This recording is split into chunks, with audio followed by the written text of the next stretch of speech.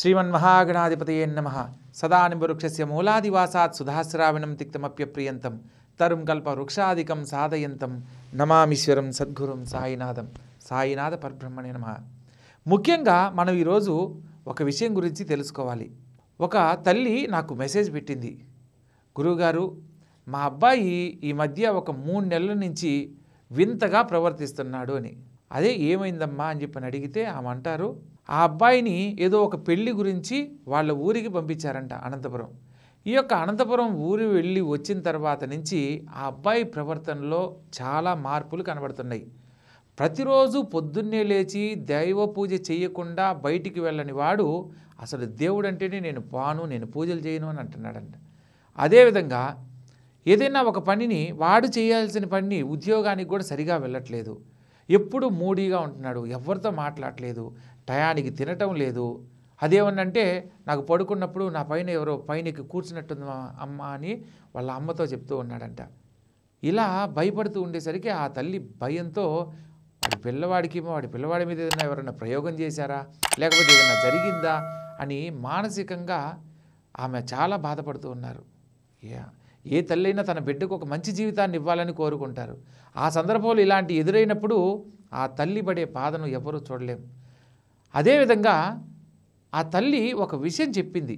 ఆ రోజు ఊరెళ్ళే రోజు వద్దని చెప్తున్నా కూడా అమావాస్య నాడు అతను ఊరి నుంచి రావడం జరిగిందంట. అయితే అదే సందర్భంలో నిద్రలో ఈ అబ్బాయి ఒకరోజు కలవరించడాన్ని ఆ తల్లి గమనించి నాకు ఈ మెసేజ్ పెట్టింది, గురువుగారు ఇలా నన్ను ఎవరో తొక్కుతున్నారు, అమ్మ నన్ను వచ్చి పక్కకి లాగమ్మా అని అడగడము. నేను ఆ రోజు కావాలని తొక్కలేదమ్మా, నిమ్మకాయలు నాకు తెలియకుండానే నేను వెళ్తూ ఉన్నాను, అవి గబక్కని తొక్కేశాను. అవేదో ఎవరో నన్ను పట్టుకొని ఎందుకు తొక్కావని చెప్పి నా మీద కూర్చొని నన్ను ఇబ్బంది పెడుతున్నారమ్మా, నాకు ప్రాణభయంగా ఉంది, నాకు ఏదైనా అవుతుందానని భయంగా ఉంది అని చెప్పి ఆ పిల్లవాడు కలవరించడాన్ని ఆ తల్లి గమనించింది. ఆ గమనించిన దగ్గర నుంచి ఆ తల్లికి ఎవరికి చెప్పుకోలేని సమస్య. ఎందుకంటే మీ పిల్లవాడికి ఏదో దెయ్యం పట్టినట్టుందని అందరూ లేనిపోని కొత్త అపోహలు సృష్టిస్తారనే భయంతో ఆమె ఎవరికి చెప్పుకోలేక ఇబ్బంది పడుతూ నాకు గురువుగారు అంటూ ఇలా మెసేజ్ చేయడం జరిగింది. అయితే ఆ తల్లిలాగే ఎంతోమంది బాధపడుతున్న వాళ్ళను కూడా మనం గమనించవచ్చు. కొందరు తెలుసుకునే వాళ్ళు ప్రయత్నం చేస్తూ ఉంటారు, లేదా కొందరికి ఈ వీడియో ద్వారా కొంత మంచి మార్గం దొరుకుతుంది అనే సద్భావంతో ఈ విషయాన్ని కూడా వివరంగా పరిష్కార మార్గాన్ని తెలియజేస్తున్నాను.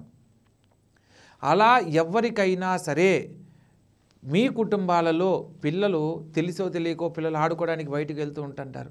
ఆ సందర్భంలో గబక్కని ఏదన్నా తొక్కడం వల్ల కూడా కావచ్చు. ఈ ఆదివారం అమావాస్య వాళ్ళ ఇంట్లో సమస్య తొలగిపోవడానికి ప్రత్యేకంగా మిట్ట మధ్యాహ్న సమయాల్లో, ఆదివారం రోజు, అమావాస్య గడియల్లో ఇలాంటివి ఆచరిస్తూ ఉండడాన్ని మనం గమనిస్తూ ఉంటాం. కొందరు కోడిగుడ్లకు పూజ చేసి పెడుతుంటారు, కొందరు ఇటుకరాళ్ళకు పూజ చేసి పెడుతుంటారు, కొందరు నిమ్మకాయలు దిష్టి తీసి నడి రోడ్లో 4 రోడ్ల సెంటర్లో పెడుతూ ఉంటారు. ఇలాంటివి మనం తెలిసి తెలియక తొక్కినప్పుడు వాటి వల్ల కొన్ని దోషాలు ఏర్పడతాయి.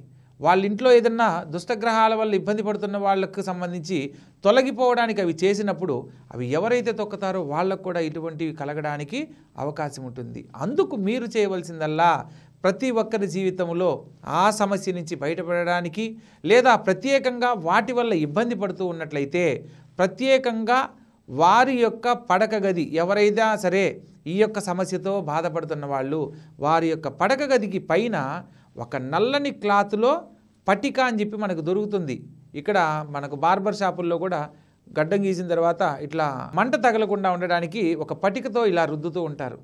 అంటే ఆ పటికను దృష్టి దోషాలకు కూడా మనకు ఇంటి గుమ్మం మీద కడుతూ ఉంటారు, మనం గమనించవచ్చు. ఆ పటికను కొద్దిగా చిన్న పరిమాణంలో తీసుకొని నల్లని క్లాత్లో మూటగట్టి వారి యొక్క పిల్లల యొక్క పడక గది ముందైనా కట్టండి, లేదా వాళ్ళు కలవరిస్తూ కలల రూపంలో ఇబ్బంది పడుతున్నారని కనుక తెలిస్తే వారి యొక్క దిండులో ఈ యొక్క నల్లని క్లాత్లో పటికను మూటగట్టి దిండు లోపల ఏర్పాటు చేసేయండి. అలా గనక చేస్తే ఆ క్షణం నుంచి వాళ్ళు దేన్నైతే తొక్కడం వల్ల ఇబ్బంది పడుతున్నారో ఆ సమస్యలన్నీ తొలగిపోతాయి. స్వప్న రూపంలో వాళ్ళని ఏది కూడా ఇబ్బంది పెట్టదు.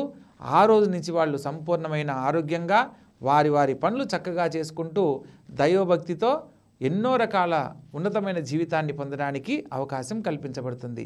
కాబట్టి స్వప్న ప్రకరణంలో మరొక అంశంతో మళ్ళీ కలుద్దాం. సర్వే జనా సుఖినో భవంతు. శుభం భూయాత్.